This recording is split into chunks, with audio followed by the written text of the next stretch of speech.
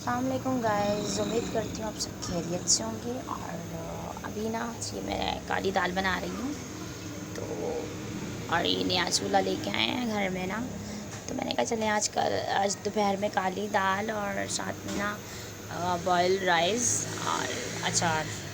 तो अभी जैसे ही ये पूरा खाना मेरा डन होता है मैं आप सबसे शेयर करती हूँ, बने रहिएगा।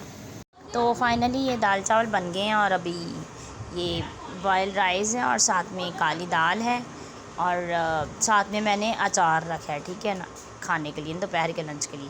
ये दोपहर का लंच है। फाइनली मैं अब ये खाने लगी हूँ, ठीक है। दाल चावल बहुत मज़े के ना ये बना भी।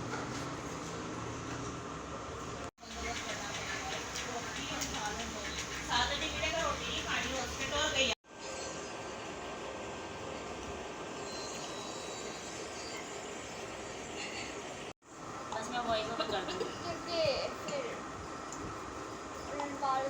इधर करे ना इस तरीके से मैं दिखाऊं।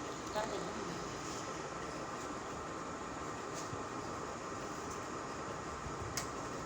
बस ये पजामा भी पहले इतना था तो लंबा बना दो। वो बना देंगे कि लंबा नहीं बनेगा। की ना आयो ना की कुड़ी गई तो